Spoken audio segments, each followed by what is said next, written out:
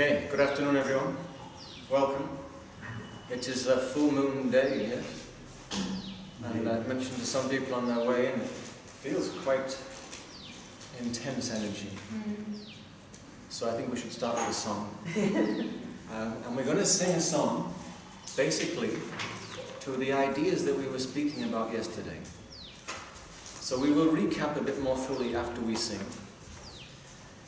But yesterday we introduced this idea that yoga is about unity, yeah? Unifying, but okay, unifying what? Well, unifying myself with the ultimate, the supreme, totality, the infinite, which sounds great, but raises a question mark. How can I unify two things I don't know? So if I don't fully know myself and I don't really have the first idea what the ultimate is, how am I going to unify them? Yoga is always practical though, so we start where we are and we realize I may not yet be fully integrated and connected and joined with that which is beyond words, which we might use the word God to describe, or the ultimate, or the supreme, or infinite creative potential, or consciousness. I cannot deny the fact that I am. I am here, I'm alive, and I'm having an experience. So I am sat, I am real, I'm existing, and I am chit, I am consciousness, I have consciousness. Do you agree? And we mentioned this Upanishadic definition yesterday. Really our essence is Sat Chit Ananda. So Sat and Chit, we can tick those off. Yes, check, I am here, existing, Chit, I'm having an experience, I must be conscious. And even though my days are not perhaps always experienced as an unbroken, unalloyed, unadulterated chain of blissfulness, I do have to admit that any time in my life, my thought, my word and my deed have been completely one. It's felt pretty awesome, pretty vast, pretty ananda, pretty blissful. And that blissfulness was not reliant on any particular external circumstance. Rather, I tasted it, I got a scent of it, or a glimpse of it, when somehow I was really fully into whatever I was doing. So perhaps, as well as being Sat and Chit, I'm also Ananda, I'm also wholeness and fullness. And perhaps, if I cultivate being wholly, completely, fully here, I can live in a way that is even more fulfilling. Does that sound plausible? Is that a bit of a summary of what we did yesterday? Yeah.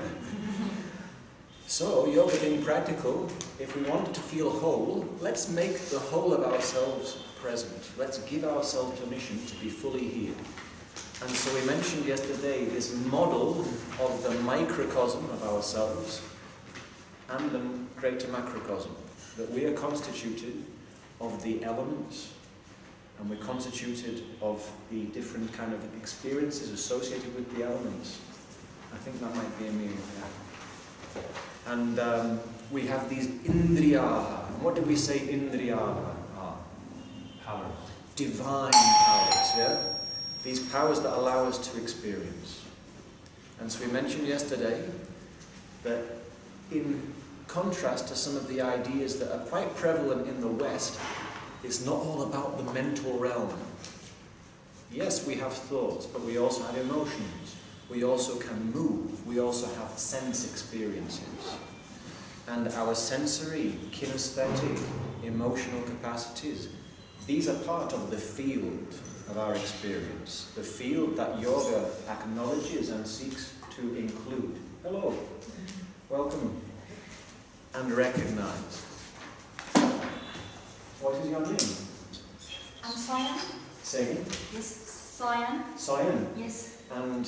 Jules. Jules. Yeah. Yes, Yeah. hi. Yeah, hi. So all of these make up the field of our being. So if we want to experience yoga, we have to include them all. Yes? And we can call these tattvas. But another name for them is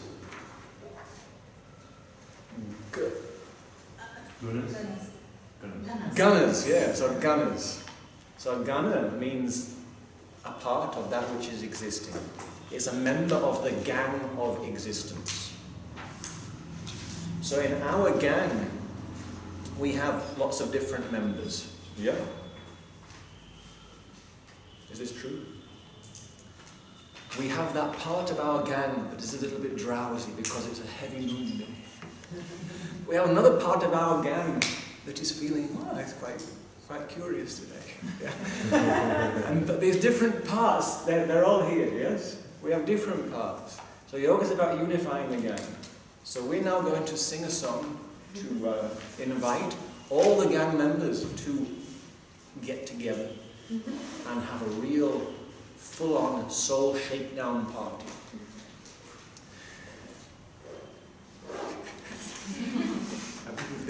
Perhaps no one else is as big a Bob Marley fan as me. You know this song, the Soul Shakedown Party? So Tashi, I hear you hosted a wonderful party the other night, yeah? So I don't know how I'm sure if Tashi was organizing it, I'm sure it was great. It was a harmonious party. But for me, a party, the Sanskrit word, or one of the Sanskrit words for party or celebration in Sanskrit is utsava.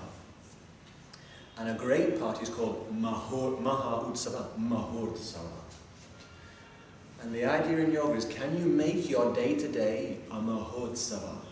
Can you make it a great festival of worship and celebration? So today, I don't know, maybe did you do Surya Namaskara today? You know you can do Surya Namaskara without doing this, yeah? You can gaze at the sun and bow and say thank you. There are thousands of ways to do Surya Namaskara. While I will not be doing a course in either of the next 2 weeks, I may do a one-day talk, and I think one topic that might be nice is to take up Surya Namaskara as a symbol of practice, and how you can do Surya Namaskara in lots of different ways, even sitting or standing still or lying in bed or traveling in a car or whatever. But anyway, digressions aside, Mahortsava, how do you make it a soul shakedown party? If you want to let even the soul join the party, you have to invite all the members of the gang. Because if we just have a mental party or an intellectual party, how does the body feel? It's not nourished, yeah, it's not included. How does it feel? Left out. If it habitually gets left out, how will it feel about supporting the well-being and cohesion of the whole?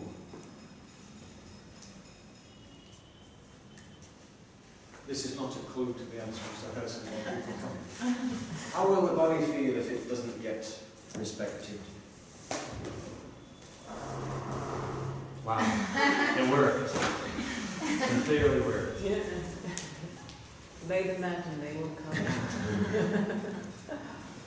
The body's going to get a little bit... Its confidence is going to take a bit of a knock, yeah? It's not getting exercise so much, so it's not going to feel as included. It's not going to feel so comfortable and ready and allowed to support the well-being of the whole. Does that make sense? So the idea is, let's make every day a Mahotsava, a great festival, by connecting to, acknowledging and working with every part of ourselves. Welcome. Okay. You come just in time for a song. Perfect. That's what I'm up for. So the words are Ganesha, Sharanam, Sharanam, Ganesha, Om, Gam, Ganapataye, Namaha. So if these are all gunas, all the tattvas are gunas, Who is Ganesha? What is Ganesha? The idea is Ganesha is the power that can bring them all together.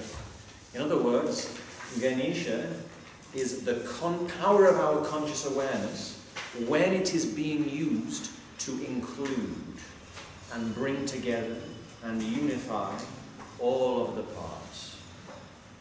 Does that make sense? So Ganesha, we can picture Ganesha as some archetype beyond ourselves, but you can just as well consider Ganesha as a power that is innate within you as a conscious being. Because we have conscience. We can notice ourselves, we can observe ourselves. So Ganesha is that capacity we have to acknowledge, include, and help harmonize all parts of ourselves. The power of yoga, you might say. Sharanam, does anybody know what this word means? Sharanam means shelter or refuge, protection. So we take refuge, we take shelter in our innate capacity to bring ourselves into togetherness. So if you've got lots of different parts, and let's say the emotional part of ourself has been banished to the corner of our room. Over here, the mind and the intellect are having a dance party, and the body's been invited because you need it to dance, but the emotions have been left out. How will the dance party be? Boring. Yeah, it won't be very good, yeah? It won't be a soul shakedown party. But when we bring the parts together, then they support each other. Yeah? If you want to dance, then you have to really, you can dance more fully when you invite all the parts to be present in the dance. Yeah? So we take refuge in the capacity we have. We might be doing an intellectual task, a mental task. We might be doing a physical task. For example, who here lives in a house or an apartment? Nobody here is a sky dweller, yeah? Yeah? What do we know about housework? Must be, It's never over. Yes? It's constant. Now, we all live in a house. This house. Housework is never done. But housework, certain tasks, you can kind of do them without really thinking. Because maybe you've done them 1,000 times, yeah?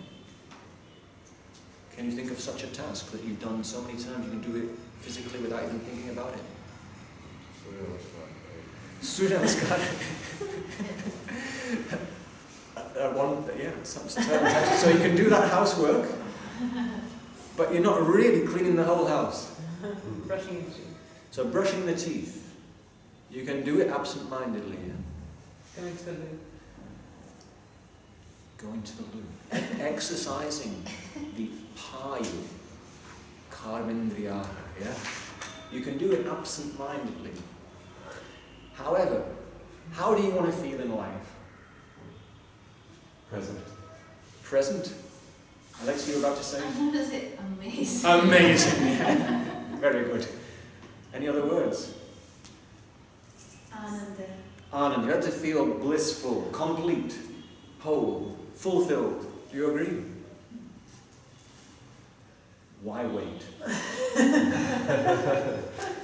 So, when you're doing those simple daily tasks, whichever one it is, can you be fully in it? Yes? And make even that a mahotsava, a festival of worship.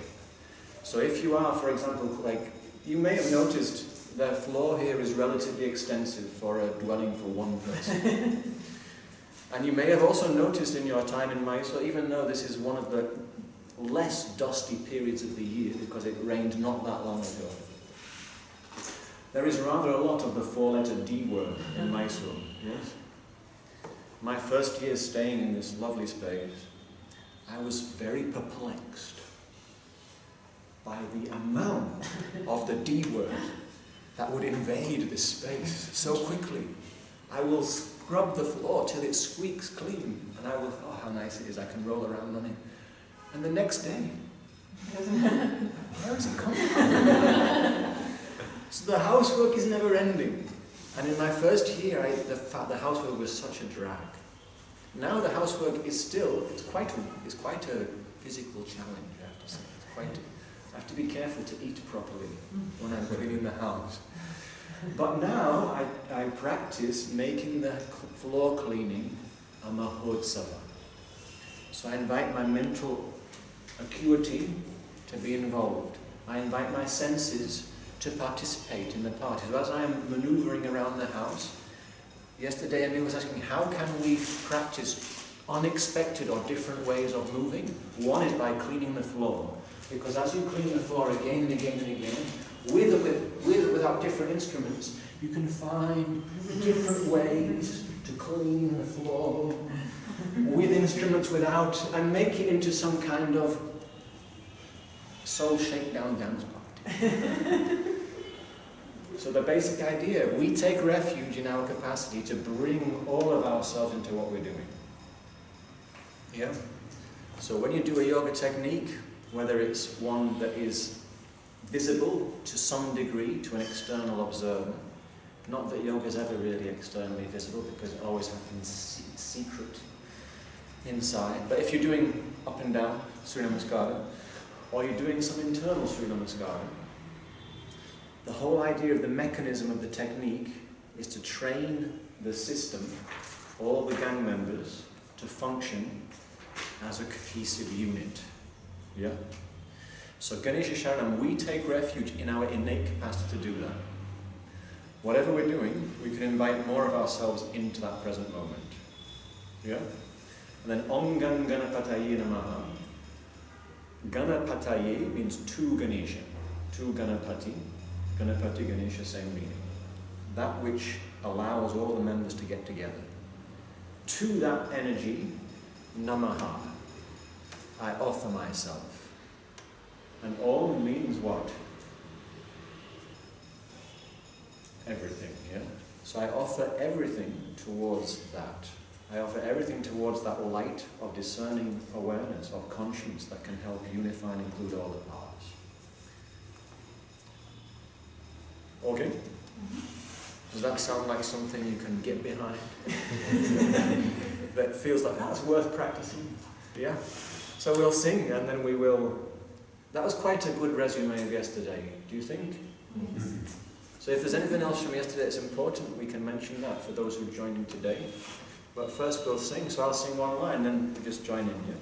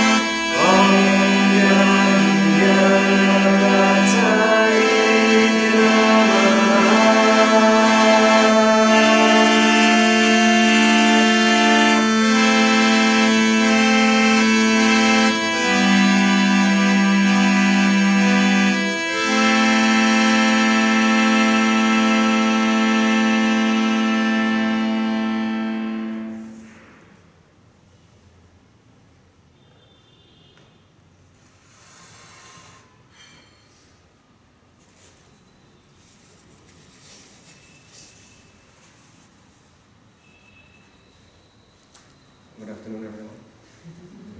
So, welcome. So we had a kind of brief resume of yesterday.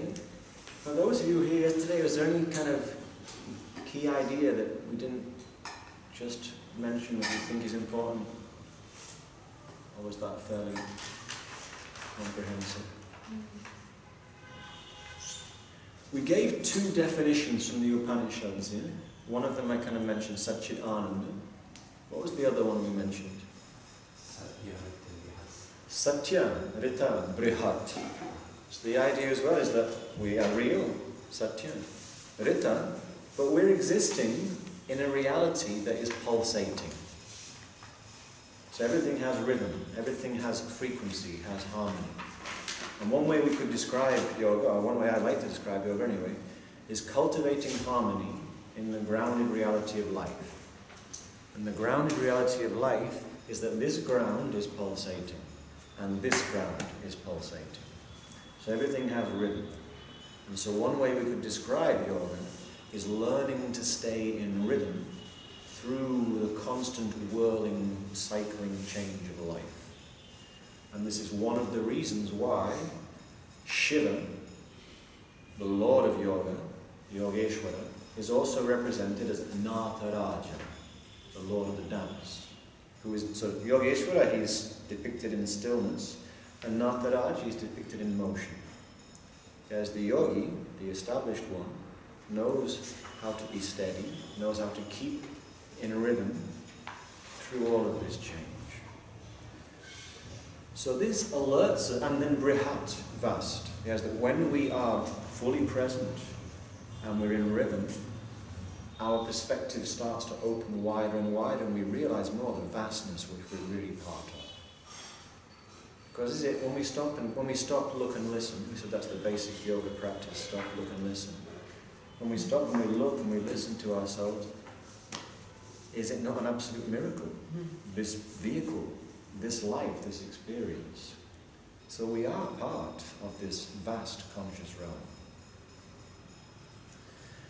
Now one way that yoga is described in the Yoga Sūtra, one of the definitions, what was it? Somebody mentioned it yesterday. Control the mind, that was one. So one translation of Patanjali's definition was Chitta Vritti Nirodha. But we have these representations of yoga as a dynamic thing. So we're bringing it into a state where it's able to be balanced, able to be in harmony, able to be in rhythm, even as the pace changes, even as the seasons turn, even as the cycles go around and around, and the expansion expands and the contraction contracts, to be able to be balanced, fully present through all of it. So this definition of yoga that we get in Patanjali's Yoga Sūtra, Patanjali is wonderfully practical.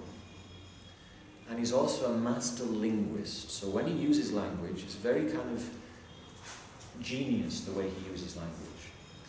Now his definition, Chitta Vritti Nirodha, it's more or less impossible to render in English in a concise way. Because if we choose an English word to represent Nirodha, or Vritti, or Chitta, those words won't have the same reach, the same connotations or associations as the Sanskrit words. But Patanjali starts off by saying, Atta, when he begins his work, he says Atta. And what does Atta mean? And what did we say about now yesterday? When does yoga begin? Now, but which particular now does yoga really begin in? Now I know that, well, I'm not in yoga. Now I own and acknowledge the fact that I'm not an individual, in the sense that I'm not indivisible. And if yoga's unifying the individual soul with the Supreme Soul, first I have to be an individual, in the sense of an indivisible entity. Somebody who is no longer split. Yeah? So yesterday we spoke about how we all acknowledged, yeah, I'm split. Sometimes I feel like one thing, and it's not another thing. Sometimes parts of me feel very strong, and then sometimes like they're not even there. So what's going on? So to reconcile this splitness, to become an individual. So, if we can become an individual, then perhaps we can experience connection, union with everything else. But first we've got to feel that indivisible entityness here. Yeah? So, Atta, now that I realize, now that I know I'm not in yoga, and then yoga can begin. Now I know I don't know. And but I said, now you know you don't know and you're ready to be open to some new input, now yoga can begin. So first of all, what is yoga? Yoga, chitta vritti nirodha. So yoga is the nirodha of the vritti, of the chitta. So what do these words mean? What does nirodha mean? The best equivalent that I feel is checking. When something is nirodha, it's checked. So if somebody, in Sanskrit literature, you can sometimes read of people being imprisoned and they are niruddha. It's like they're chained, they're confined. But another sense of nirodha is you've checked it. Now if you're going to check something, first you have to acknowledge it. Would you agree? First you have to notice it. So you cannot experience yoga or unification of something you have not acknowledged. So if we want to come to wholeness, first we have to acknowledge all our parts, including those parts of ourselves that up to now we may have been blind to, or we may have preferred not to look at because they do not correspond with our habitual self-image. Does that make sense? Has anybody ever noticed some part of themselves like that? Now I'm seeing something about me, James, that does not fit in to the James idea I like to hold in my awareness. I'm happy to see other people nodding their heads. And what happens when we practice yoga? When we practice gathering all the parts, stopping, looking and listening a bit more closely? We find more of those things, yeah. Which is why you need to be quite warrior-like to practice yoga. But first we've got to gather all these parts. So if we want to check all the parts, it's like if I want to feel whole, I need to first of all acknowledge all the parts. Yeah. I need to check they're all included and they're all allowed to do their wonderful thing. They're all allowed to support me in their own unique way. Because sometimes the parts of ourselves that we're not so familiar with, they carry amazing gifts. Let's say, for example, the way that we have grown up. There are some parts of ourselves that we trust because we're really familiar with them. We know them well. So I've known Tashi now almost about 10 years now. I know that Tashi trusts some of her physical gifts because she's practiced them, exercised them all her life. Yeah? I have another friend I met this, like when I first came to Mysore, an Italian lady who loves studying. Her ideal day is books, and she has those little post-it notes you put in books. She's got piles of books all around, and she really trusts her intellect. Yeah? Can you think of something in yourself that, yeah, I trust it because I exercise it frequently and I know how to work with it? Yeah? Can everybody think of something? Some people are very good at reading the emotional field in a room, yeah? And other people, they're like, what does that mean? Yeah? So maybe you can recognize there's some things about myself that I know and trust, and other things that I know I don't really know that part of myself that well. Can everybody relate to that? Or is there anybody who thinks, no, I know myself completely? So if we want to experience the nirodha of the chitta-vritti, first we've got to acknowledge all the parts. Does that make sense? So then what are the chitta-vritti? So yesterday we mentioned chitta. Chitta is the field of consciousness, the field of experienced consciousness. So chitta, one way you can, it's something that is being seen, something that's been experienced or apprehended. So sometimes in published translations of works like the Yoga Sutra and about yoga, people render chitta as mind. And yesterday we shared the idea that that's a bit, it falls short, because mind can be it gets this very mental, heady, cerebral idea. Chitta, and the idea we mentioned as well yesterday, an important thing we didn't mention already, in the Indian system, mind and body are not separate. They are parts of the same field. And this field is conscious, it is chit. And so all the things that help us experience, they are part of chitta. We can observe our moving capacity, yes? So let's move the left hand around. You can observe yourself doing it, yeah? You can feel the temperature of the marble and of your thigh, and you can notice yourself doing it, yeah? So the moving power, the sensing power, the doing powers, the feeling powers, these are part of chitta, that which can be experienced, yeah? So chitta is the whole field of our conscious experience.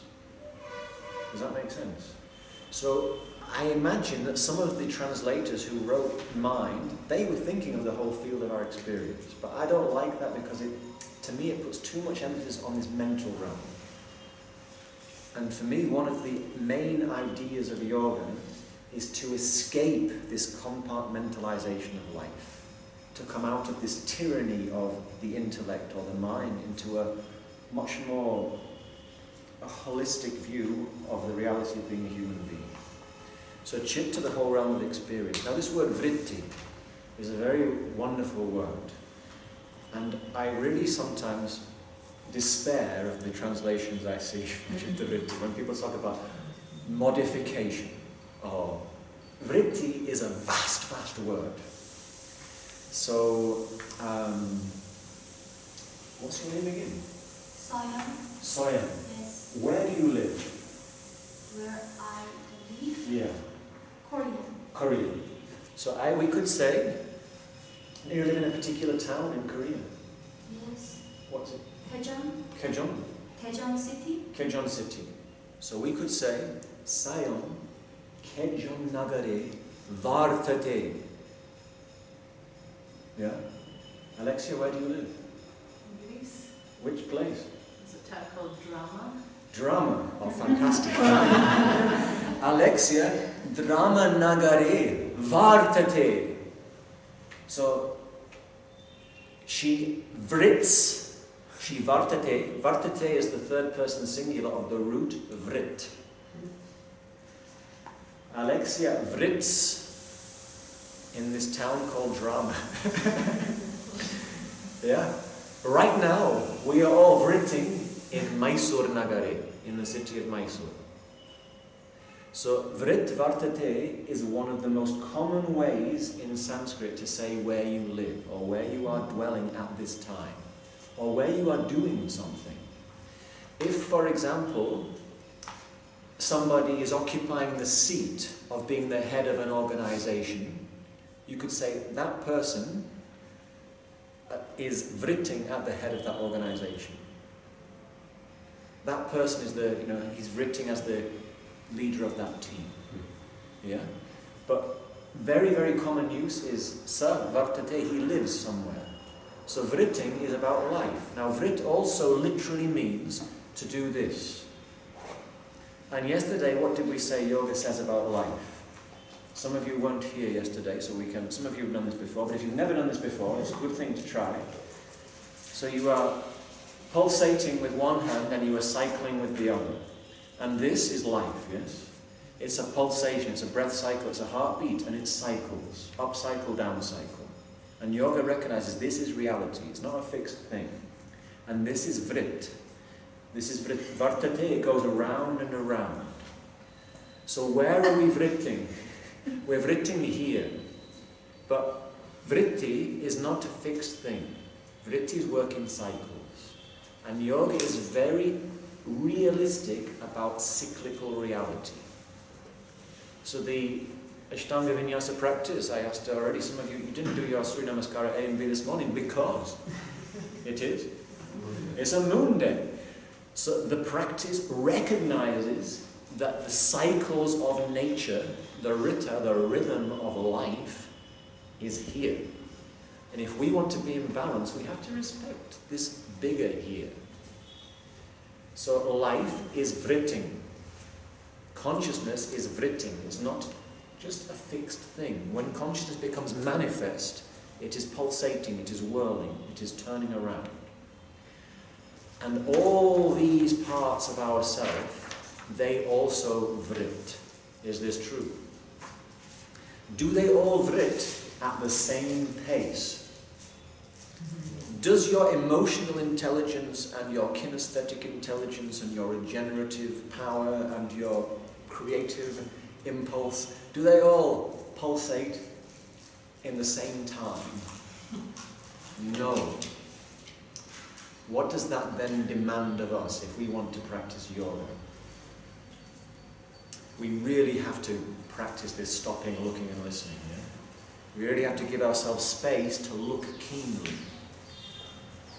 Because when a certain power is really in rhythm and is functioning really well, it can be very easy to cruise along and get carried along by that and neglect some other parts.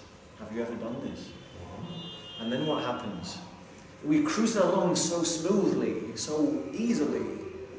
You felt so much energy, and then all of a sudden, there's a bit of a crash. Have you experienced this? Yeah? Because we weren't paying attention to some parts. So the idea in yours, when you pay attention to all the parts, through all the cycles, there will be ups and downs. But we can kind of be with them in an easier way. Does that make sense? So yoga, chitta vritti nirodha, is when the movement, the way I understand it, is when the movements of the powers of life are fully acknowledged, witnessed, respected, and worked with, so they can stay in rhythm and harmony even through all the inevitable changing and whirling of life. Of course, the ultimate state of yoga could be said to be when the chitta vrittis cease. But what does that mean? We're done. You're done. You're no longer alive. You've just left and checked out. And the idea in yoga is you're not going to really check out until you've completed all your work, until you're able to live in harmony. Because until you can live in harmony, you're not going to be ready to check out. Does that make sense? Mm-hmm. So a lot of yogic thought and some teachings that are published have been, to my mind, somewhat influenced by escapist philosophical tendencies. If I can, I can just transcend this realm, then I can leave it behind. But this is not the way of yoga. Yoga says, here. You don't have to look out there. You don't have to look beyond. Here. Invite, allow, foster balance and integration. Because what you know here is what you would experience there. So, yes, we can take Yoga Chitta Vritti Nirodha as a definition of the ultimate state. But Patanjali is a practical guy. And this is his genius. His definition works at every stage. So right here, right now, I recognize I'm not in yoga fully. Maybe I get a glimpse of it here and there, now and again. So if I want to invite it, if I want to experience Chitta Vritti Nirodha, I need to acknowledge all parts of myself and invite them to move in harmony. So you might have noticed I have a vehicle in this house. Did you notice when you came in? The Dvichakra. The Dvichakra, the bicycle. Now this Dvichakra, my friend who lives around the corner called Ravi, which means the sun, the shining one, in his shining wisdom, before I returned to Mysore, I had given him my bicycle to use. He took it for a service.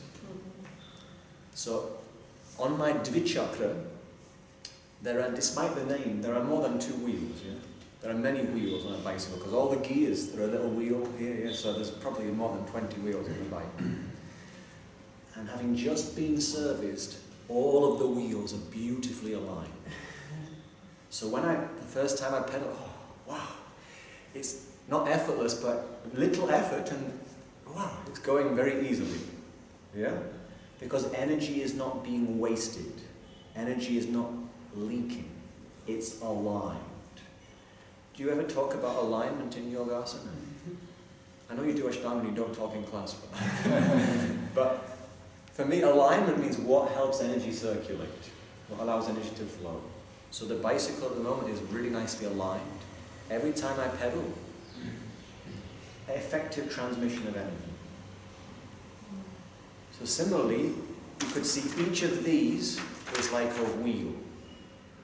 When all the wheels are set, first of all they're acknowledged, and they've been respectfully acknowledged, so they can be set up in such a way so the cogs can interconnect with their fellows, and then they can all work together. Lots of power is available. But if they get neglected and out of alignment, what can happen? Lots of energy can leak or get stagnant. Yeah? So for me, yoga is that state where the movements of life have been allowed to be mutually supportive. Sometimes in the world we live in, we get exposed again and again to this idea that only certain types of movement are okay. For example,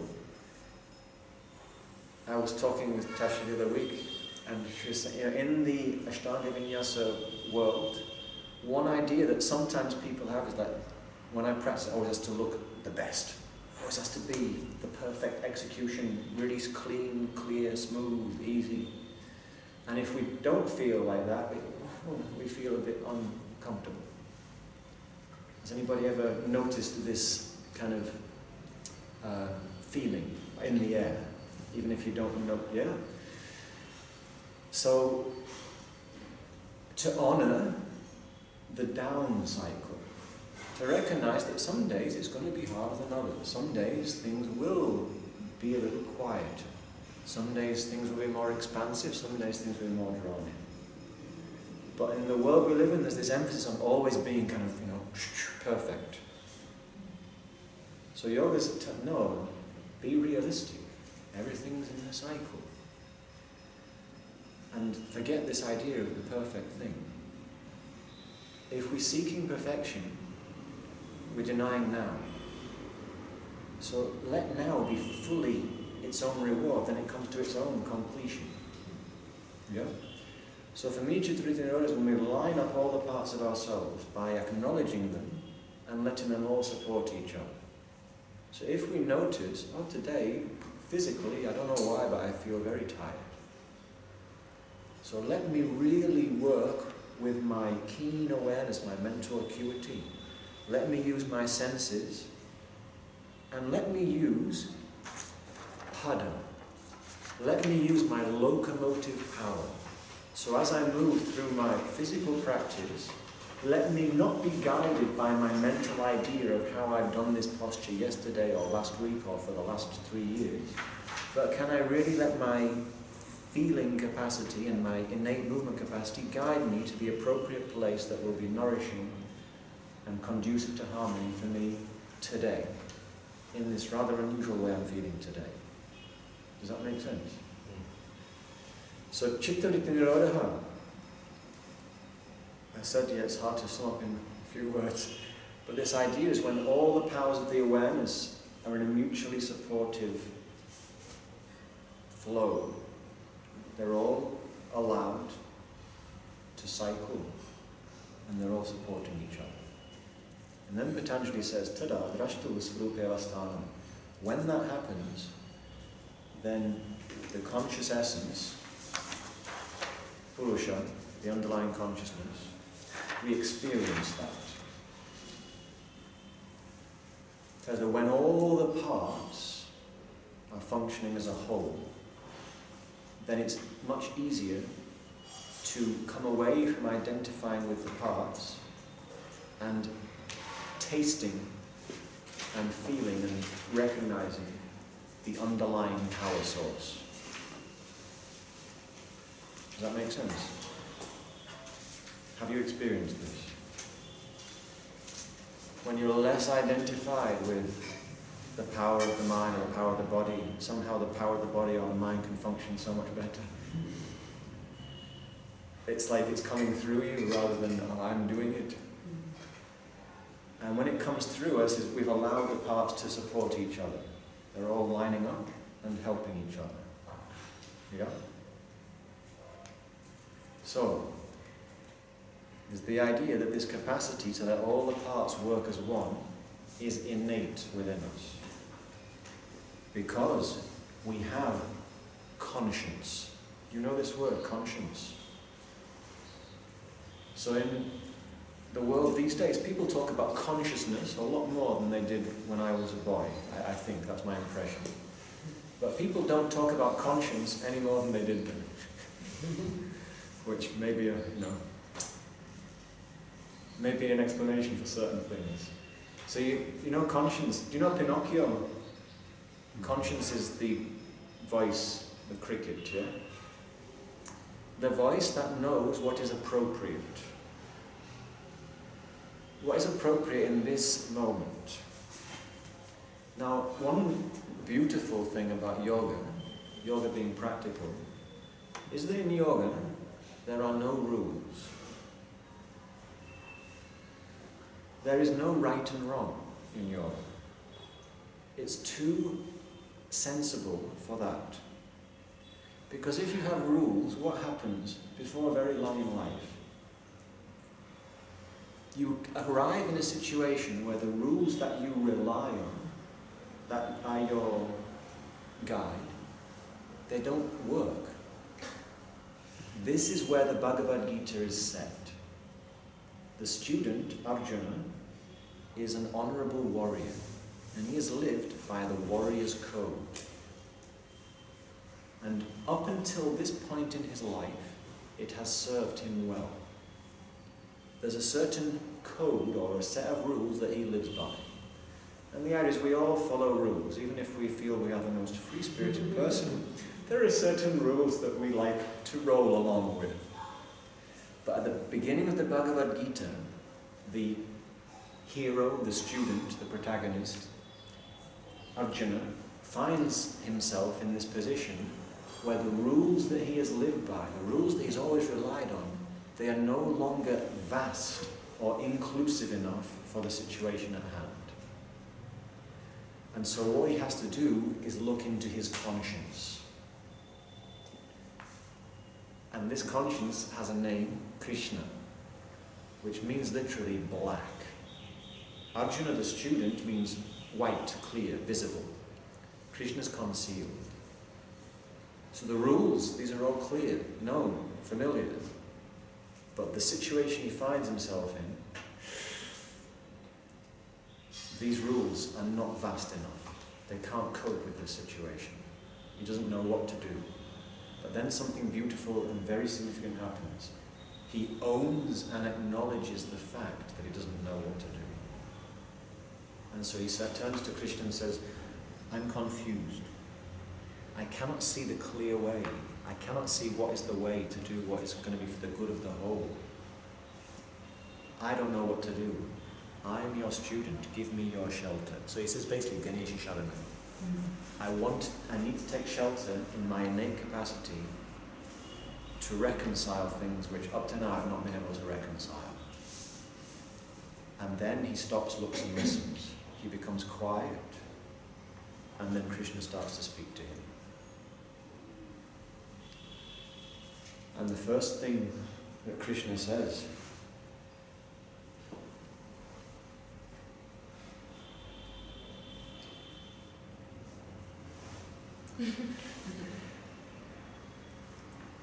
What's your favourite Bob Marley song?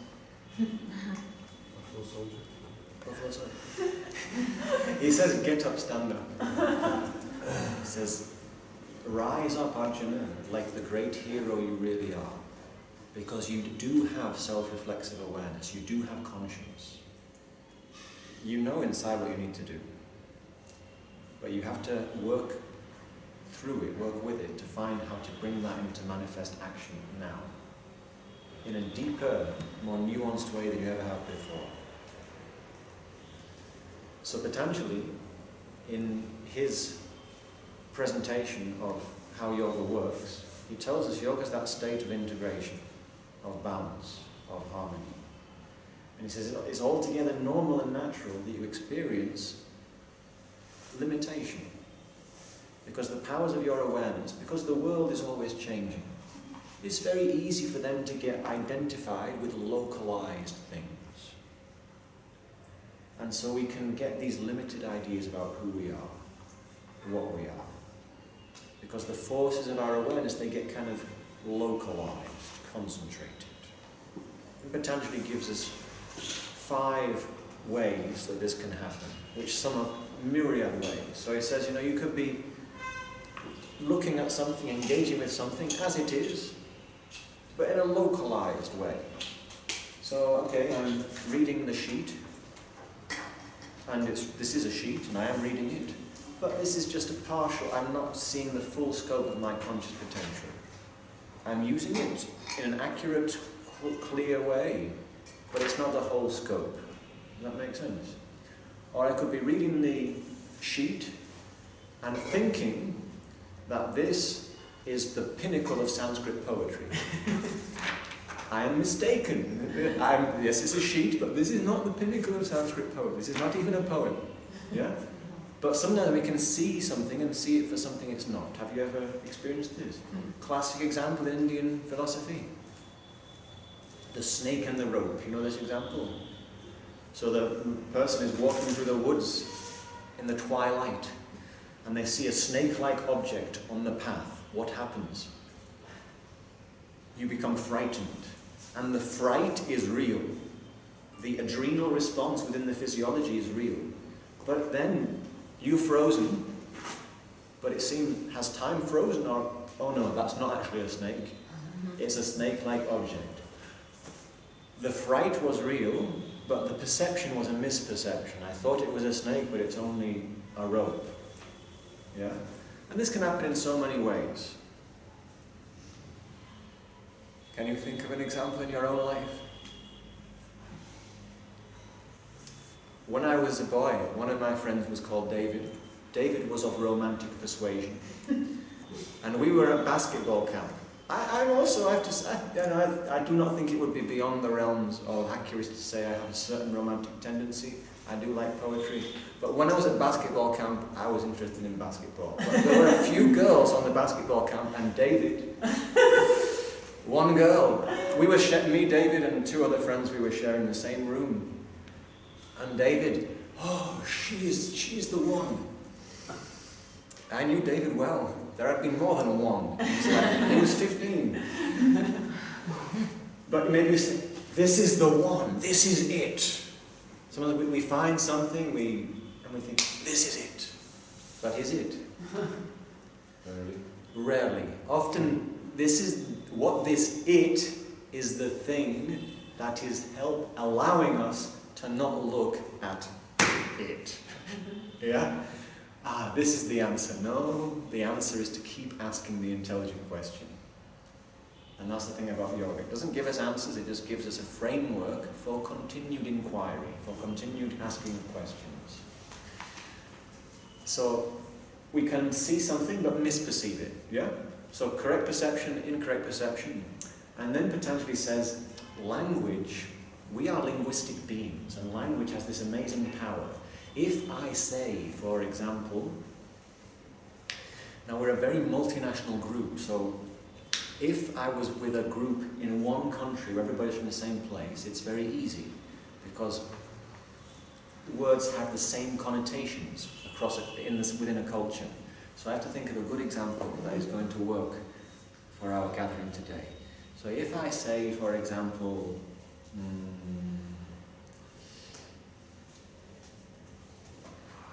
to know, like all the things, I'm from the UK, so there's lots of things that if I say it in the UK, that word is going to have so many strong connotations. But if I say it in this gathering, the words that I usually use, some people are like, okay, well here's one. I don't really like to use this example, but Trump. Something happens, yeah? Something happens. Now maybe somebody thinks of the bridge, the card game, bridge, Trump. Yeah? But maybe somebody else thinks of something else. Yeah? Did you think of something, Megan? Did it have an impact in your physiology? Yeah. Yes, you are from the United States. A little shame. So it's, yeah, so it's something, yeah, not just, so it creates an emotional response, yeah? What's another good example that everybody I had an knows? example today because I was with my friend from England, Yeah. and I'm from Australia, Yes. and a man walked past and I said, he needs new thongs, and I know what he pictured, which was not flip-flops. You know this word? So in British English, a thong is a... G-string. Yeah, like a G, yeah, that's it. And in Australia, it's flip-flops, yeah. Upside down.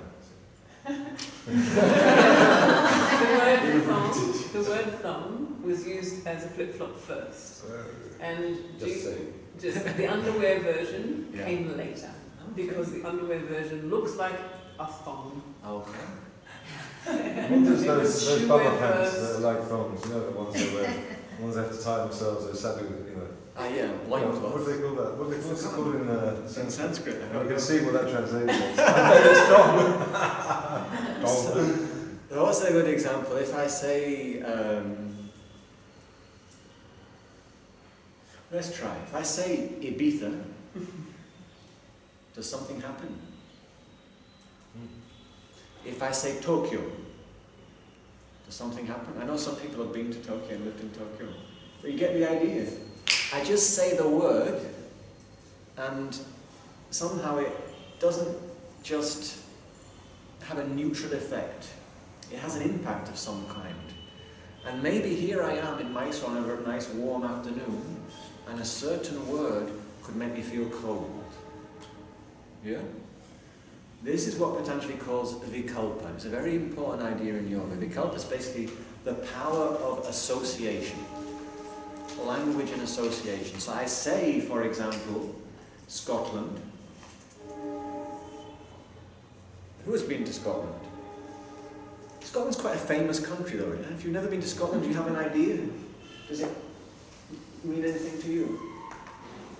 Not really. I was... Cold, green, and Scotch, yeah. Okay. It's interesting, like, I don't know, can anybody think of a good example of a word that is just going to make something for everybody in the room? Only swear words. I think morning, you know, that's culture. Morning, Yeah. yeah. Or sunrise, yeah. So just this word, the dawn, the twilight, could create a mood. So the idea is that words, because of their association, they can carry our awareness off. So rather than being fully here, I'm somewhere else. And this can be very useful. Imagination is an amazing gift. But like every gift, it's a power tool. Or a dual-edged sword, yeah? You know, like a dual-edged sword, so you can cut through what you want to cut through, but you have to be careful not to cut yourself. Or the power tool. You can save yourself a lot of labor, but you can also give yourself a big problem if you don't use it very skillfully. Yeah? So vikalpa, because of language and its association, our awareness can get carried off in lots of different directions. Nidra, or we could be asleep. We're all familiar with that way that our chitta can vrit, yeah? Our consciousness can move in that direction of absence. Yeah? This can even happen when we're awake. Sometimes, yeah? You have those moments, wow, I was somewhere else, yeah? And then the last one, smriti, which basically means the old things not going away. So remembering.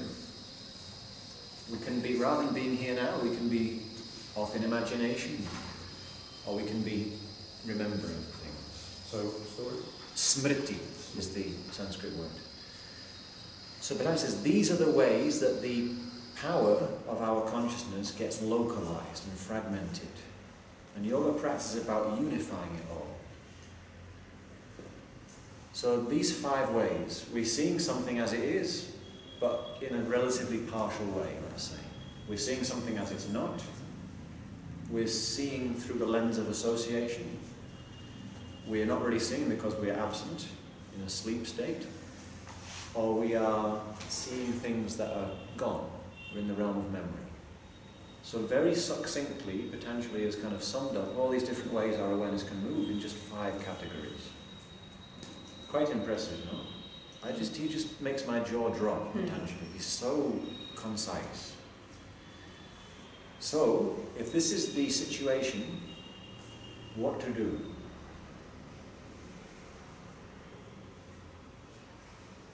Have no fear. Patañjali, he always delivers. Do you know the old... Some of you I know are a lot younger than me, but do you remember the pop band called The Prodigy?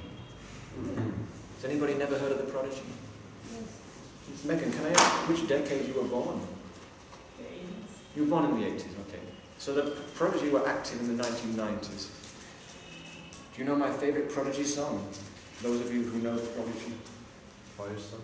No. No? It doesn't suit you. But No. what's They that? had a song called Poison. And the words are, I got the poison, I got the remedy, I got the perfect and rhythmical remedy, and this is Patañjali. He tells you the problem, the poison, but then right away he tells you the remedy. And it's perfect and it's rhythmical. It's just, it's very nice. The way he tells you it, it makes sense, it's clear, it all lines up, it helps energy flow. So he's told us the problem. Not that it's a problem, that's just the reality of life, that's the fun of the game. Is that the awareness can get fragmented easily. No problem. We can work with that. How do we work with it? And then in the 12th Sutra of the Yoga Sutra, chapter 1, Patañjali gives this lovely remedy. And it's a dual remedy. A remedy with 2 key components. One that begets the other. One that leads to the other. Because the second part of the compound is not something we actually really practice, it's what practice allows to happen. So the first part of this remedy is practice, known in Sanskrit as abhyasa. Say abhyasa. And the second part is vairagya. Say vairagya. And the sutra is abhyasa vairagya bhyam tan nirodha. So tan refers back to those 5 different ways that relate and sum up the countless, endless ways our awareness can become fragmented. Nirodha, how do we check them? How do we bring them all into that balanced, fluid, mutually supportive state? Bhyam means by these 2 which are, so it's a dual compound word, abhyasa and vairagya. And first is abhyasa. So he introduces these 2 technical terms, you might say. So what does it mean? Sometimes you go to a translation of the Yoga Sutra and it says something like, yoga is achieved by practice, which they use to describe abhyasa, which I think is a very good equivalent. And then they'll use an equivalent which I'm not so comfortable with for vairagya. They'll say something like non-attachment, or detachment, or dispassion, something like this. But we'll look how Patañjali defines it. And then if you just look at that sutra, like one of my friends did, we were studying in Thailand years ago, and she was very well versed in Buddhist teachings. This doesn't make sense.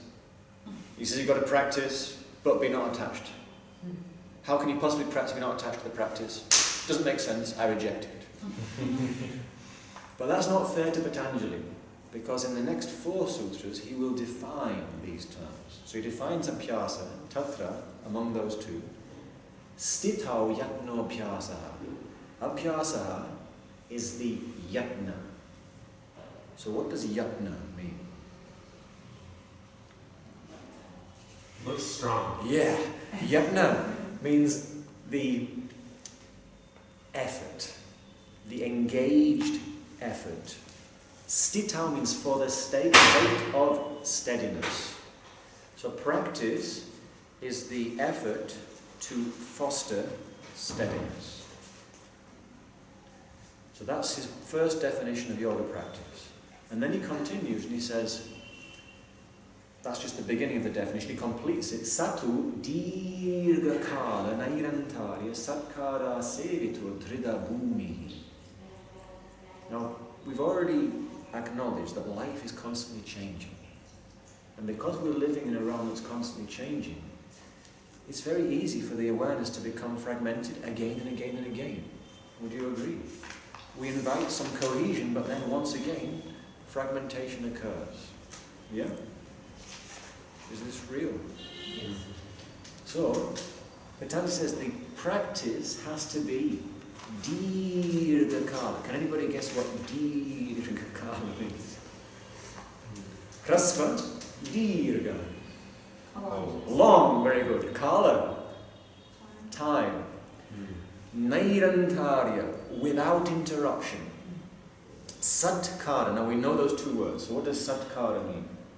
Sat means Truth. and we said it's like primary denotation. It's true in the sense that it is existing, real, yeah? Present. Kara, we know the word kara, yeah? Surya Namaskara. Ahankara. It means maker, yeah? So to make. So satkara means to be done with presence, to be attended to with real, true presence.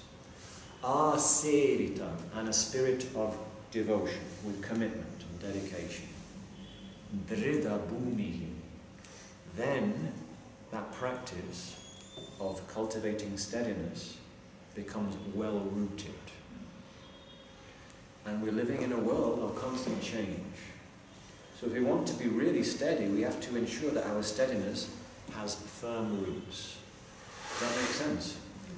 So going back to this tattva model, what is at the root? The element of earth. When we do a yogasana, where does it grow from? Here. The element of earth.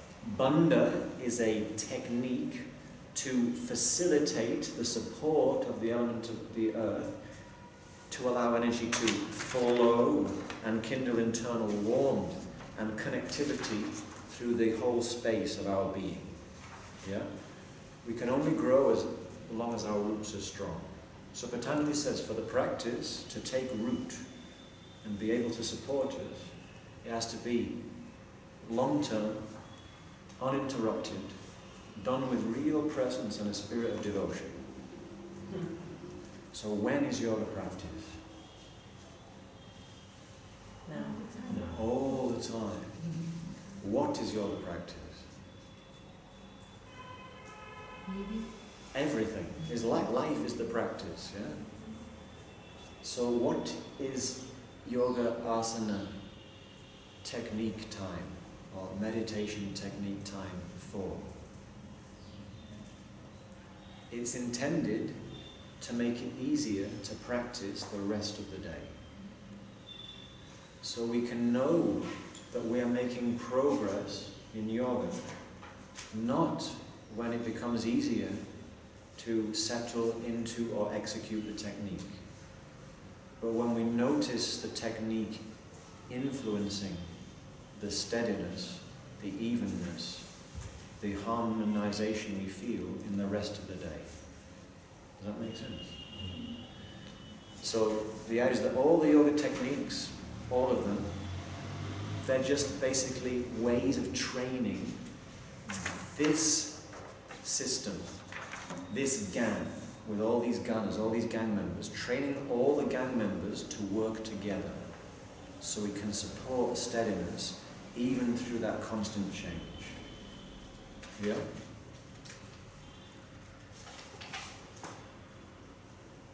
There's something else I wanted to say.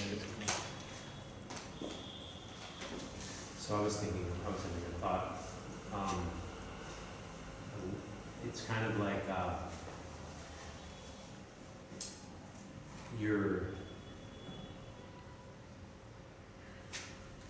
it feels almost like, we kind of switch it around, and so to say that, we get on our mat to practice yoga is almost backwards. It's almost more like we're trying to spend our entire day practicing yoga, and then can we even still do that when we're doing these challenging things with our body? Yeah. It's like testing the yoga. Yeah. Almost more, rather than doing or practicing, it's more like we're testing it there. Yeah, thank you, Chris. You've brought back to mind what I wanted to show, which is the idea that yoga recognizes that everything is training. Whatever we do, we get good at. And whatever we don't do, we get not good at, because we're not doing it. So when we work with yoga techniques, when we're kind of privileging the time to cultivate this power of yoga, then in particular it's really important, I feel, to ensure that we're actually practicing yoga. That we're not, because there's lots of things we can do when we're meditating, when we're doing asana, for example.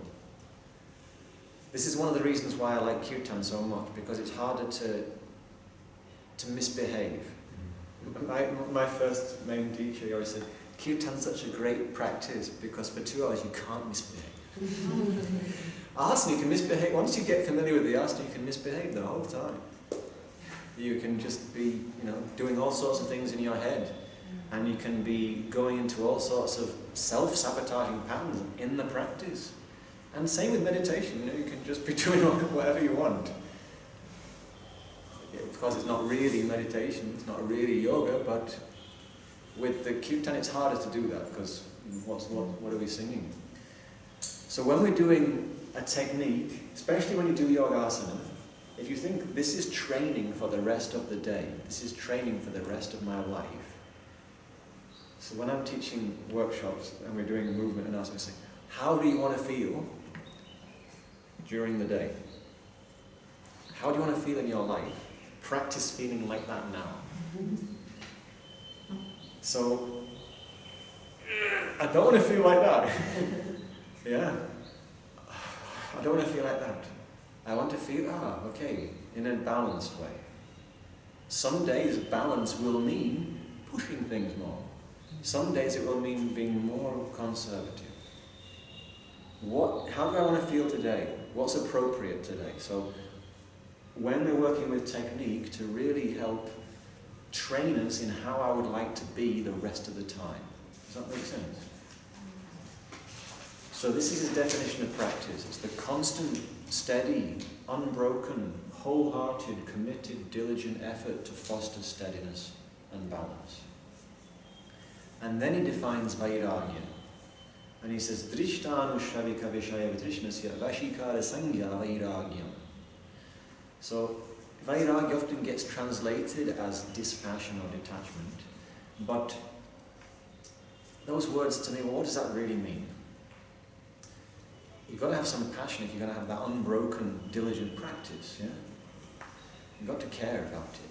One of my friends who runs a yoga studio, we were having a discussion, and he says, yoga just means caring. It means doing things with care, with presence. So Patanjali's definition of vairagya is very beautiful and very helpful. He says it's vitrish, uses this word vitrishna. Doesn't even know what trishna means. Mama trishna masti.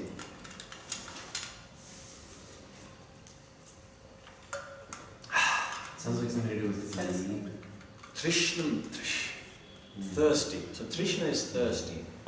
So Patanjali says, Drishtanushravika. Drishta means things you've seen. Anushravika, things you've heard about. Vishaya, objects. So things that you've seen are things that you've heard about. You're no longer thirsting after them. And there is a sangya, there is a deep knowing of the vashikara, of the, let's say, the superiority, how it's preferable to just be satisfied here than to go to seek your satisfaction in something you've previously seen and experienced or something you've heard about. So who is not thirsty in the world?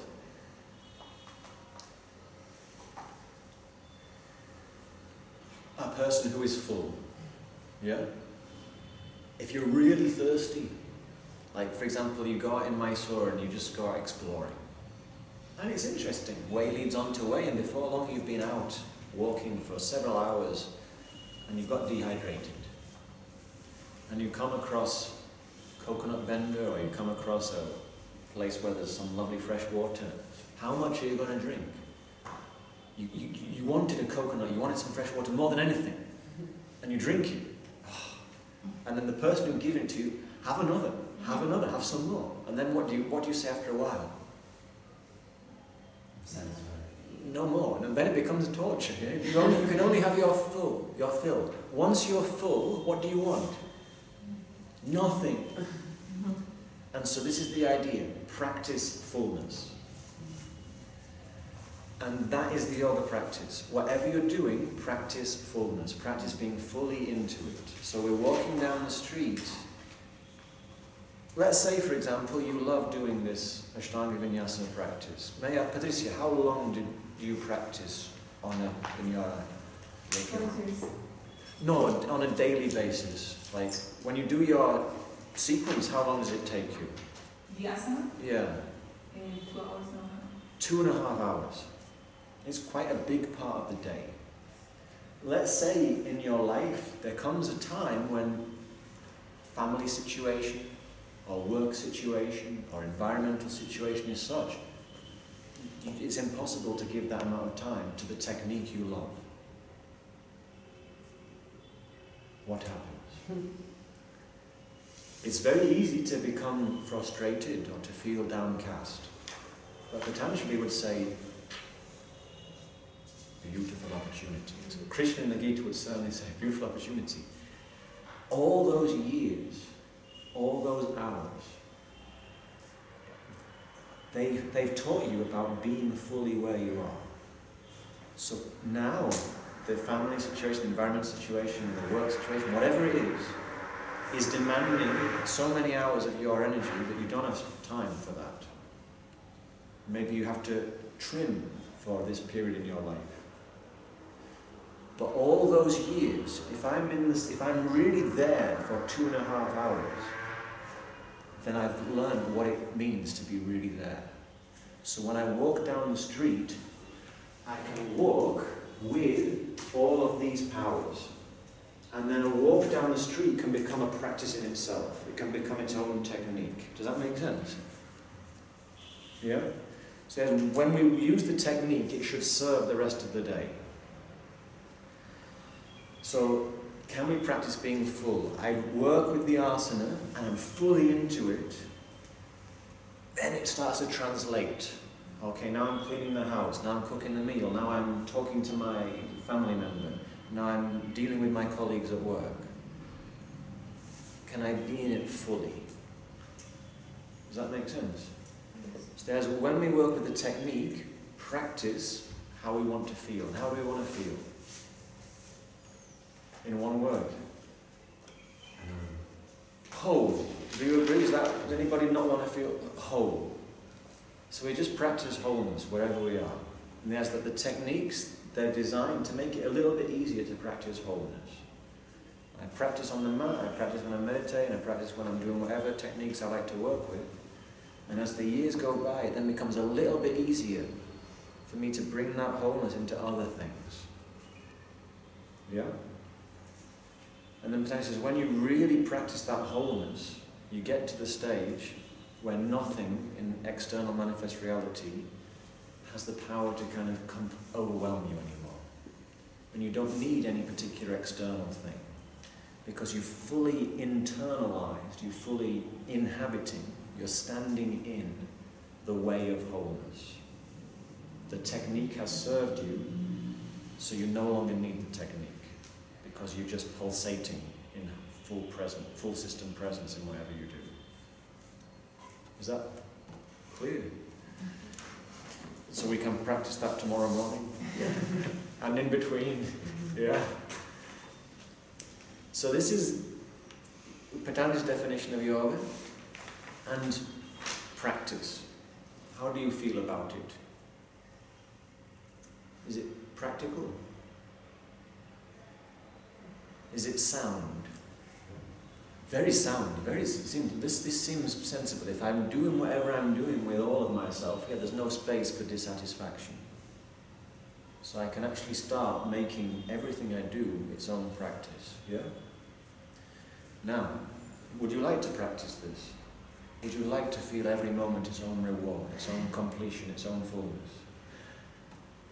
Okay, great. So Patañjali says, he then tells us how it works. He goes into the mechanisms of how that works. But then he says, some people, they're just born into this state.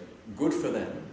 But then, the rest of us, if we want to do this practice, we need to work on 4 qualities. And these is a 20th Sutra in chapter 1. And these 4 qualities are Shraddha, say Shraddha, Virya, Smriti, Samadhi. Pragya Purvaka Itaresham. So Itaresham, other people, those who are not just born in yoga, this state of integration is preceded by the cultivation of these 4 qualities. Shraddha, Virya, Smriti, Samadhi. The word Shraddha, what does Shraddha mean? Often gets translated as, I think it was last week I said, I gave the George Michael example, you gotta have faith. Now, if you hear the word faith, what happens? I'm thankful I'm in India. It's a little bit easier here. So this is a great example of vikalpa. We hear the word faith, and it triggers something different in everybody. Yeah? It's one of these words that are charged. And most words are charged, which is why words are limited. In the Sanskrit tradition, Sanskrit meaning well done, well made, they say even in this language, words are always dirty. Meaning they always have a colouring, because they always land differently. They have an impact, and that colours the way we relate to the experience. The word is not able to fully represent the thing. But faith, often, what do you think of when you hear the word faith, honey? I guess I find it a bit alienating, so I don't have faith. Okay, so you feel it feels alienating. Okay, so it's quite a strong response. Anybody else?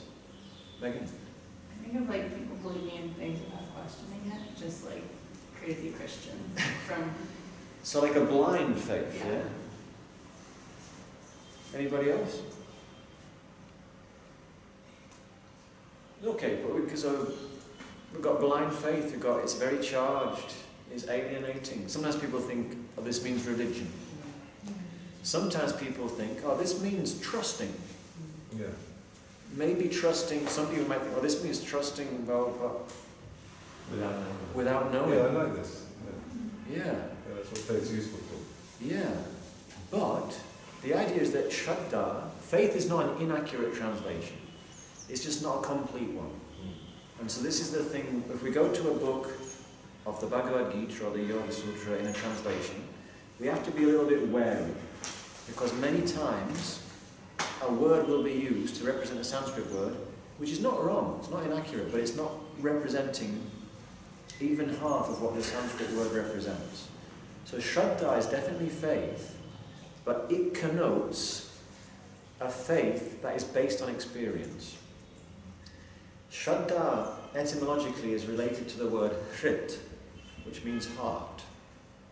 And remember, we are pulsating beings. We mentioned yesterday we come from unity. And the idea is, as we explore what is conducive to a rhythm and harmony, that has its own faith-strengthening impact. So when you practice something faithfully, when you give it an honest try, you find out if it works for you. Then you can come to your own trust. Yeah?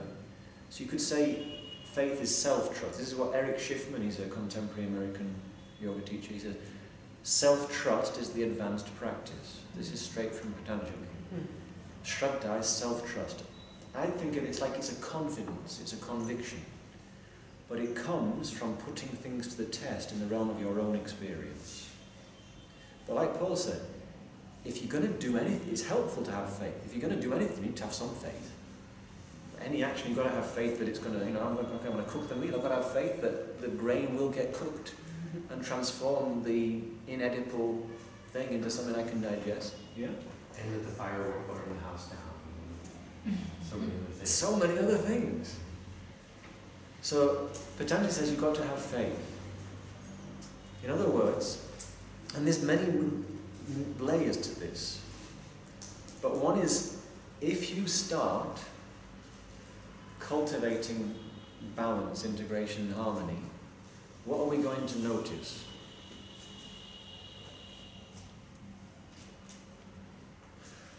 Sometimes I do things that are getting in the way of that. And so it can be discouraging when we notice that we do things that are getting in the way. So we've got to have faith to stick with it. They say in yoga, when you start practicing, let's say somebody starts doing the Surya Namaskara Vinyasa, and they find, I just do this for a short time and I feel so fully present, it's so lovely. I watch the breath, I feel the energy flowing in the body, and my mind's busy counting and noticing the breath, and I'm using all my senses to feel the breath and the energy. Oh, and I just do it for a few minutes and I feel so wonderful. And then I come to Shavasana, no mind. And maybe I experience it for just a few seconds, but that was a few seconds. It's so lovely. And the person loves the practice. Did you have this experience in your yoga practice? You just loved it. Yeah. So imagine my bottle is now yoga practice. I've discovered it. I've discovered this liberating, full system presence inducing practice.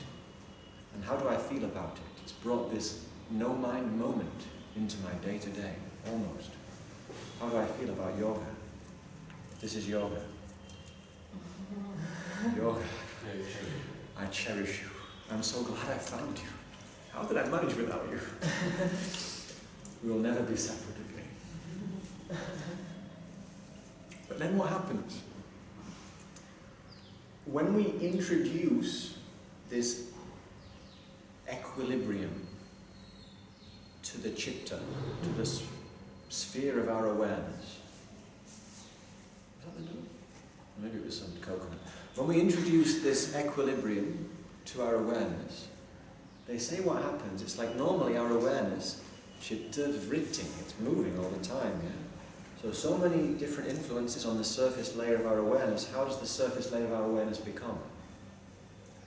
Like a lake with wind on it, yeah? It's very disturbed on the surface, there's lots of activity.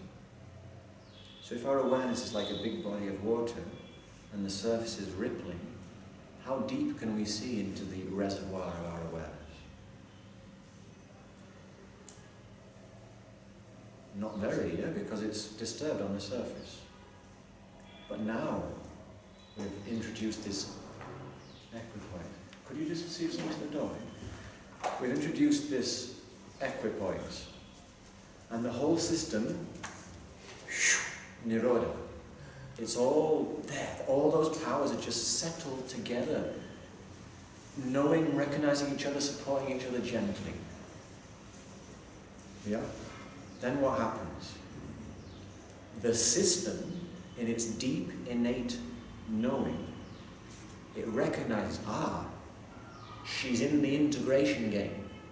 He's on the integration program. Alleluia. Because how does it feel when all the parts just sit together easy? It feels lovely, yeah? And what do we want? Feeling lovely. Why did we do this? Because we want, beginning with M, having 4 letters. Hi, come in. We want, beginning with 4 letters, beginning with M, having 4 letters. We want more of that. We want to sustain that experience, yeah? And so the system, in its deep wisdom, what does it do?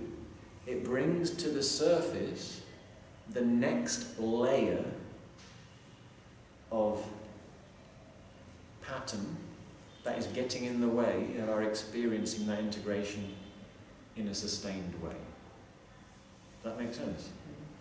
So why does anybody start practicing yoga? 4-letter word beginning with P. Pain. Pain. Excellent. That's it, yeah, in a word. Something is a bit of, we feel that something could be a little bit easier. Yeah? And we got the idea this yoga business could help. Yeah? What could be a pain that brings somebody to yoga? Could be a physical thing, yeah? Some lower back issue. Your colleague had lower back issue. And now your colleague is moving around very easily, bending down, picking up. No problem. Your other colleague, what's another thing another pain that could bring somebody to yoga? Stress, anxiety, and you hear, oh, yoga is really good for stress. They go to stress. So there you are at work, and your colleague on the left, no more back pain. Your colleague on the right, no more anxiety. What have you been? And you see them also, sometimes they leave work together. You say, what are you doing? We started going to yoga. And we're meditating every morning. Yeah? And he said, well, I can see it's helping. Yeah. Oh, yeah. Well, we can take you to the class and you can learn to meditate. Yeah. Well, okay, I'll come. Now, this person in the middle here, this person's issue was anger with the boss. Because the boss is just a pain. And the boss really knows how to push the button. You know this term, to just trigger you. You start going to yoga class, you start doing the meditation.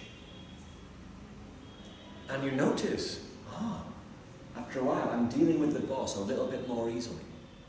But then one day, he really pushes the button. And the anger flares up, and then how do I feel? Now I feel angry about getting angry because I'm supposed to be this yoga business. Yeah? But let's say these three were one person. First was the back pain. Back pain got harmonized, and then the anxiety came to the surface. The anxiety got pacified, and then the anger came to the surface. Does that make sense? Now sometimes something comes to the surface, like I knew I wanted to get rid of the back pain. I knew I wanted to get rid of the anxiety. I knew I didn't want to keep having arguments at work. But then what does yoga bring to the surface? Something that deep down I know I want to be rid of and free from. But my conscious awareness hasn't really grasped that yet. And now yoga brings it into the light of centered awareness. No, I don't want it banging me on the head. And now how do we feel about yoga?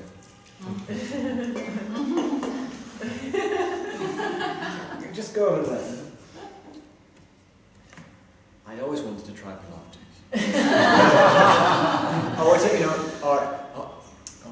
I need to resume my practice of walk, whatever it is.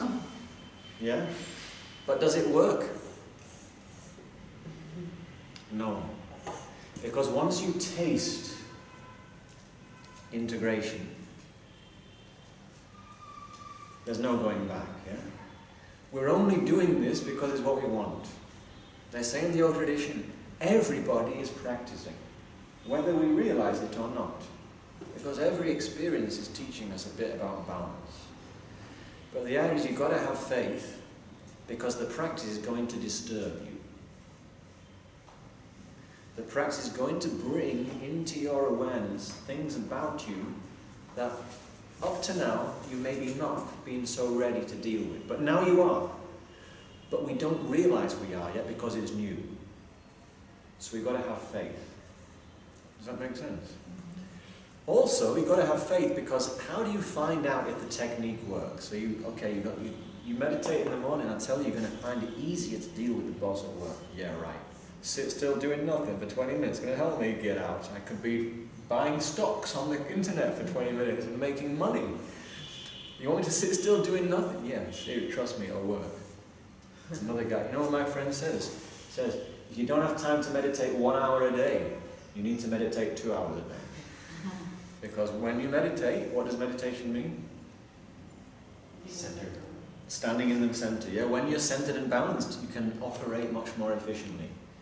So when we're centered, and so you try, okay, if you just try meditating 20 minutes one day, do you know if it works?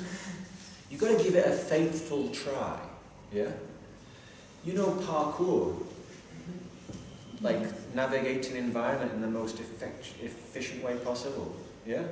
Sometimes, like, for example, in an Indian house, it's not a very good example. You have to take the stairs because there's bars on all the windows, yeah?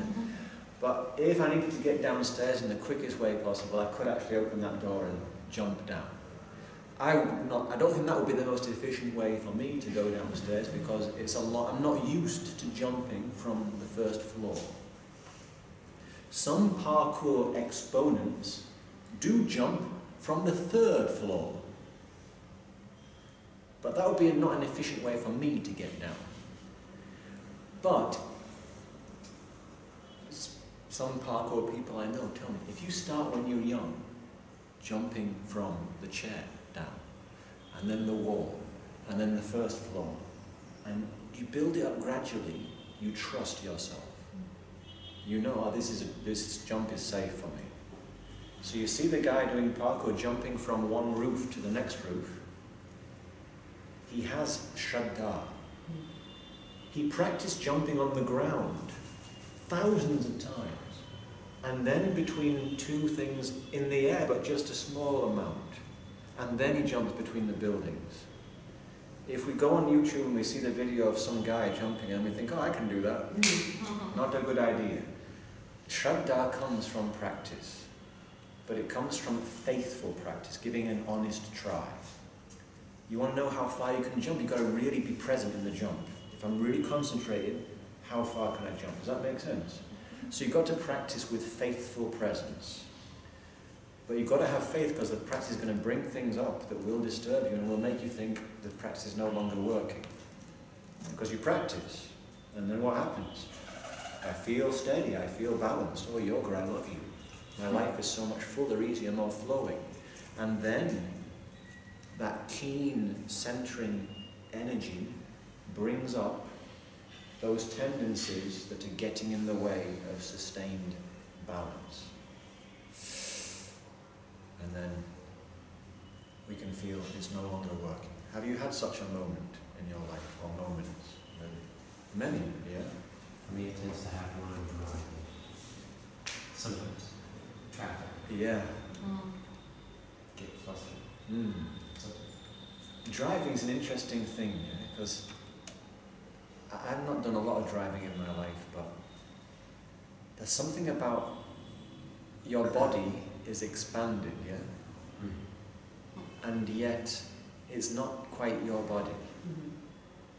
The thing that really gets me, I find particularly frustrating is I'm not very tech savvy.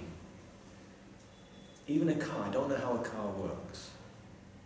My bicycle, if it goes wrong, I know what's wrong, I can see, and maybe I can fix it, or I know what needs to be fixed, even if I don't have the particular skill to do it myself. But when I get in a car, it's like I'm slightly disempowered, because if it goes wrong, I don't understand that system. That's a digression. But do you know what I mean?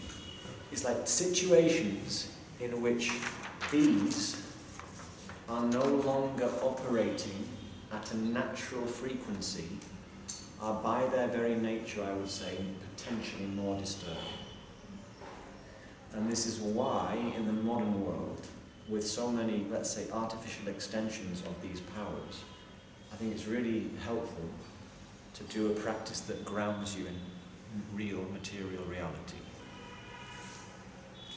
Because when we spend a lot of time in the ethereal realm of the internet, or we're projecting out, it has an impact on our energy field. And I think it can mean that our capacity to really be steady, it's got to face additional challenges that it didn't have to face centuries ago. So one, he's renowned as a guru, he's a tantric master, and part of his work in his life now, he says the techniques that used to take people to establishment are no longer working. And it's because there's so much pollution in all of the elements. So the earth, obviously we're familiar with the pollution on the earth. Same with water, the state of our seas. Fire, he says, since the Industrial Revolution, kinetic energy is very interfered with. Air pollution, we're all familiar with. But now, Akasha, even the element of space, has so many, let's say, entities in it that we've not evolved to be in harmony with yet. So there's all sorts of trash in the ether, but there's all these waves around us. I don't know if you've noticed this mobile tower just here. When I first lived in this house, there were about 2 discs, whatever you call them. Now there's so many mobile receptors. This has happened very recently. Our system has not evolved to cope with that. So because there are all these polluting, destabilizing, aggravating influences in the space we live in, even more helpful to take recourse to grounding practices that work with the basic building blocks of our experience. And when we do that, then we can trust ourselves more.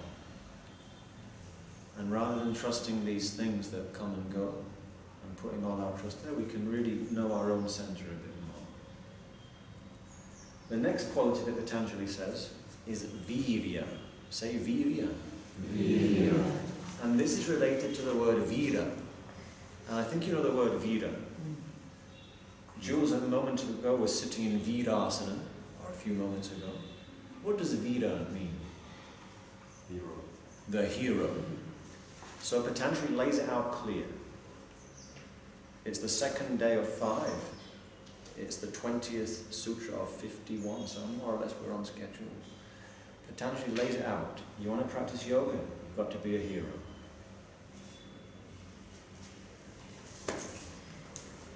What does he mean?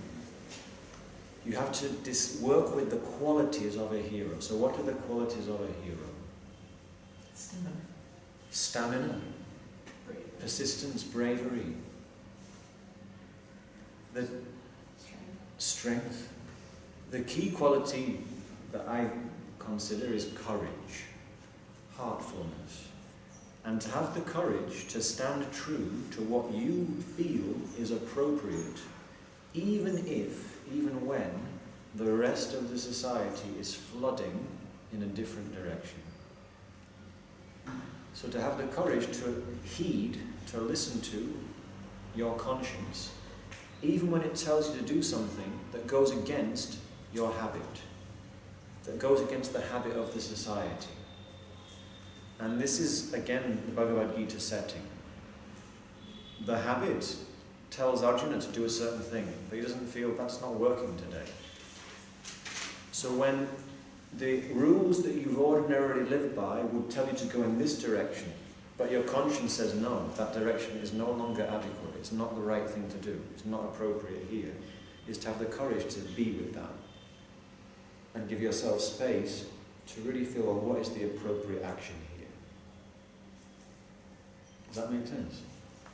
So yesterday we had a question, and the question was, do you remember? What's the yogi's weapon? What is the weapon of the yogic warrior? Because hero and warrior, we will have to continue this. This is going to be continued tomorrow anyway. Is it a metaphorical weapon, or is it a metaphorical? Well, yeah, a metaphorical weapon. It's not an, but it's something. It's not an object. It's not an object. No.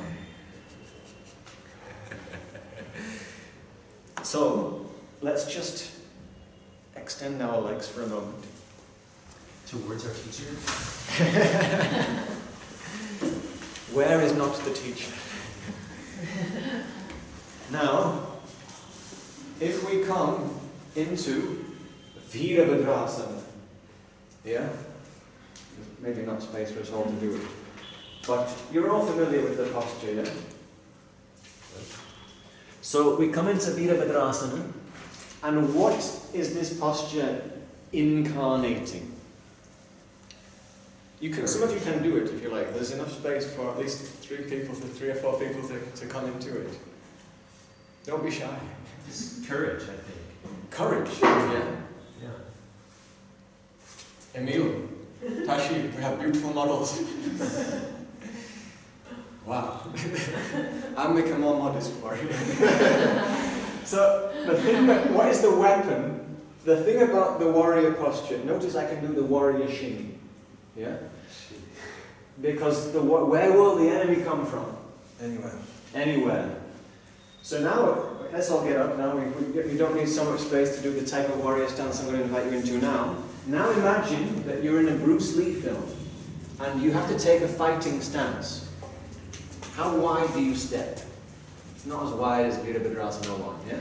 But how wide do you step? Wide enough to feel greater stability, yeah?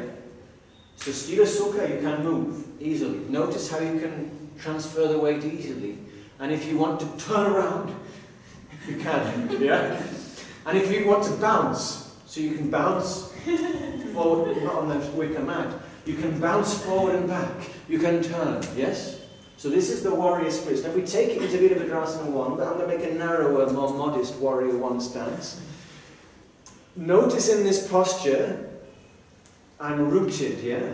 It's like I'm picking up this solidity of the earth element and it's flowing through me to make me stable. Now remember the exercise we did yesterday in the plank? Paul, you can test me. So we have to, if you're really in the Virabhadrasana energy, I'm not going to get, I'm going to be stable. But I can also move easily, yeah?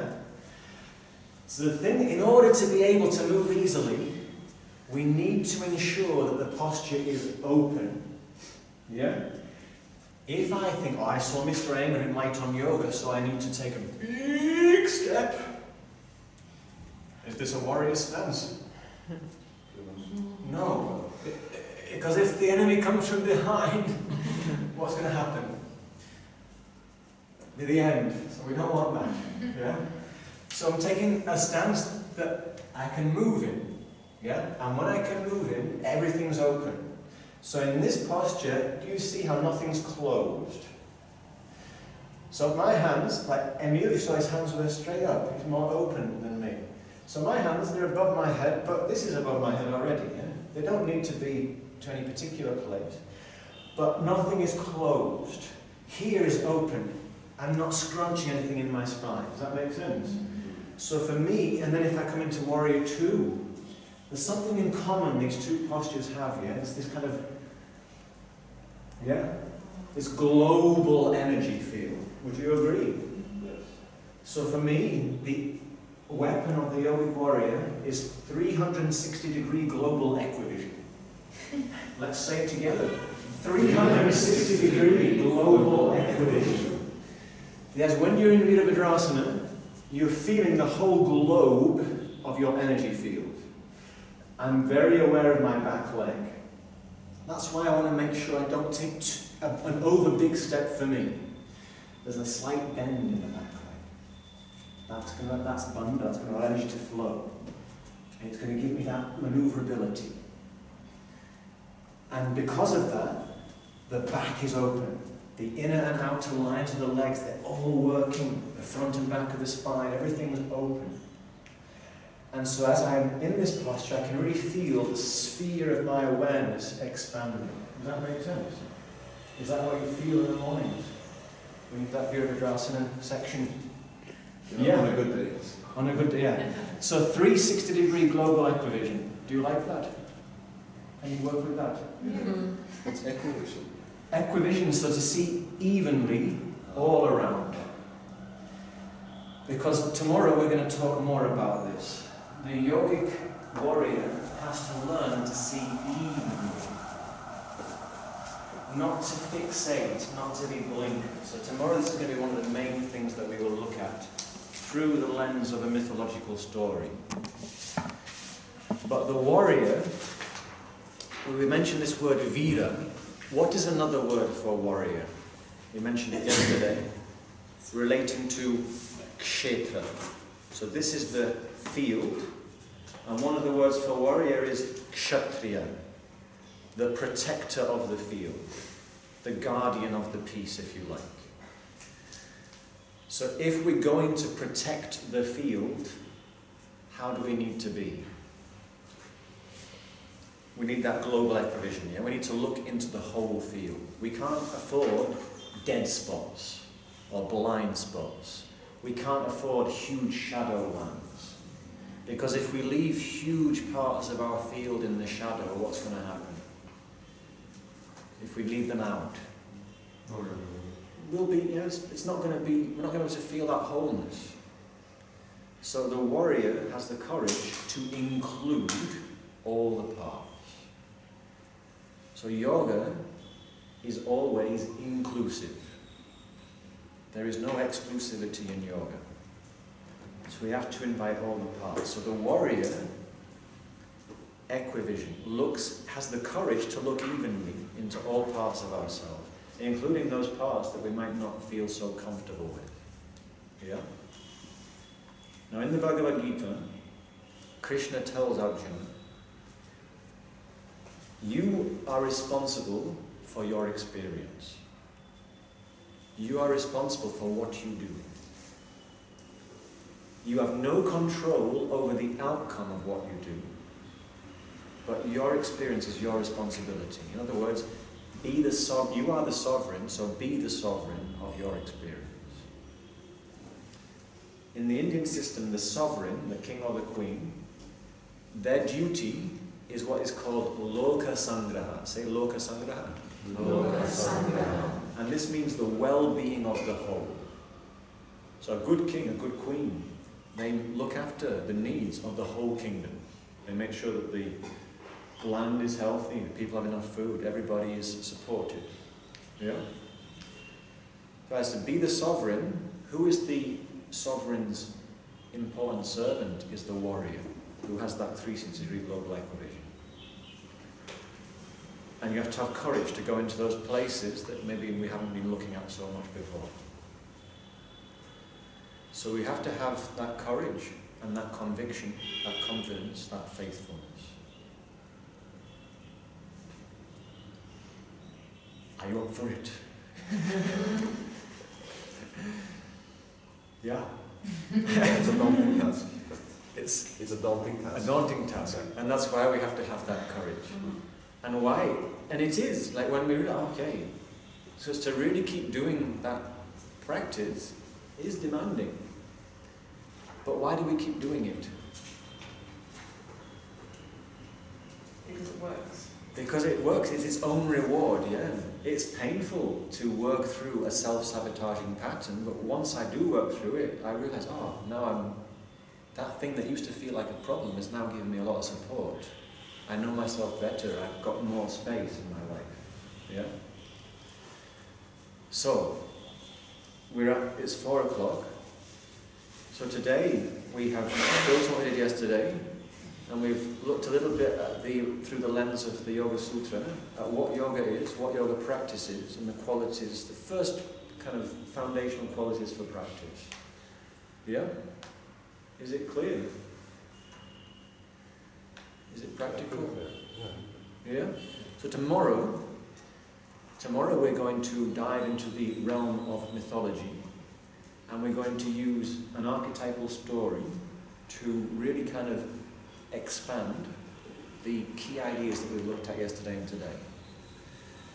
And this is also going to take us deeper into the idea of yogic warriorhood, looking after the well-being of the whole system, and how privileged we are, what an amazing gift it is to have this field and be the sovereign of this type of field. So it's one of my favourite stories, but even if you've heard it 1,000 times before, it will come out in a unique way tomorrow. We're going into the realm of Purana, which we mentioned yesterday, the ancient but always fresh story. And, yeah. This was from the Bhagavad Gita. This is from The story tomorrow is a mythological story. So it's from the realm of Purana. But again, we will refer to the sutras in the Gita, I'm sure, as we look at some of the ideas or messages or teachings that this story offers us.